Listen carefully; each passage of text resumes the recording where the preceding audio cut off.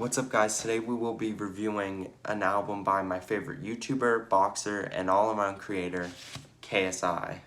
Now, this album came out in 2020, so about 2 years ago after the release of Dissimulation, and after that release, everyone was a bit sketchy on where KSI was going to go with his music career, especially since that album had a lot of lyrics that were a little bit questionable, and a few about Chewbacca that I don't know if I can bring up today, but were kind of weird.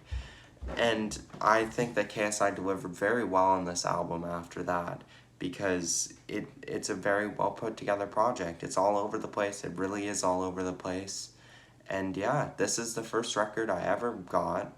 I got it for Christmas from a family member, and I was very happy when I received it because it's one of my favorite albums and one of the ones that I listen to a lot. So let's get into this. I have a overall review, a song review, and a vinyl review to give you guys on KSI all over the place. So let's get into it. Now, this is one of the first records I ever got, and got it with my record player for Christmas. One of the albums that my parents like listening to as far as rap goes, for newer rap. And this is KSI all over the place. This is the front album cover with Beerus and Dragon Ball references, Pokemon references, and obviously references to everything KSI does. And then on the back, we have the full song list with 14 songs, which kind of annoys me because that's not all the songs on the full-length album, but this is all we got on the LP.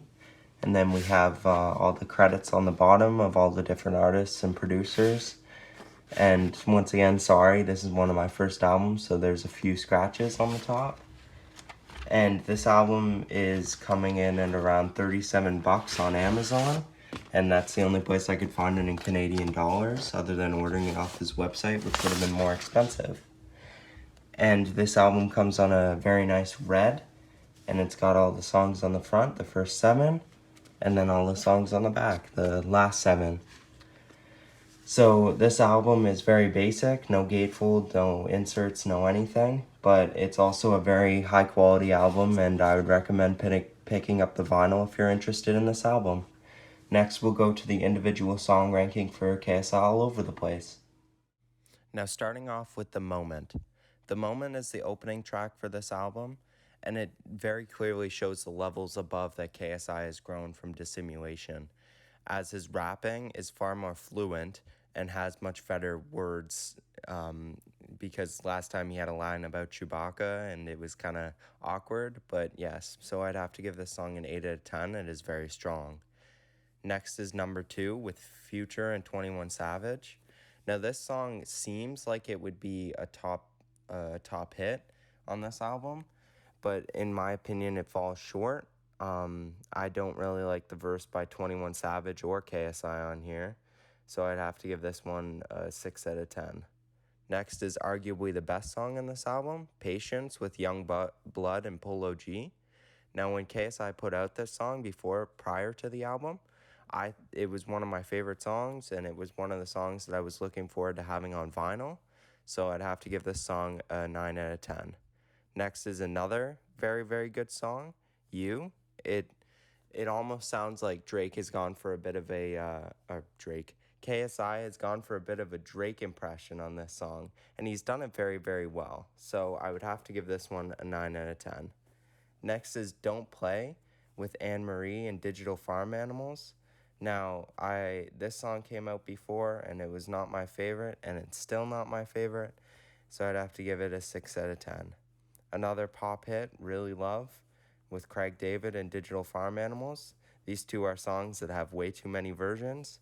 This song is a little bit better than Don't Play, though, so I have to give it a 7 out of 10. Next is another really, really good song off this album, Gang Gang with J1 and Dino. This song is very good. Dino's vocals are very, very good, and KSI and J1's rap verses on the side are also really good.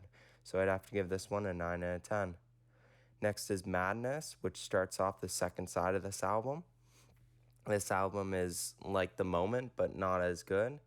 But KSI's verses are, they're okay, but they're not as good as The Moment, obviously, as I previously stated. So I'd have to give this one an 8 out of 10. Next is a weaker song on this album, Silly with Bugsy Malone. Bugsy Malone carries this track very heavily. KSI doesn't do too much on here, so I'd have to give this one a 7 out of 10. Next is Rent Free. This is arguably one of the worst songs on this album. With Gracie, I don't know who that is. Don't really like the song. Gotta be a 5 out of 10. Next is Flash It.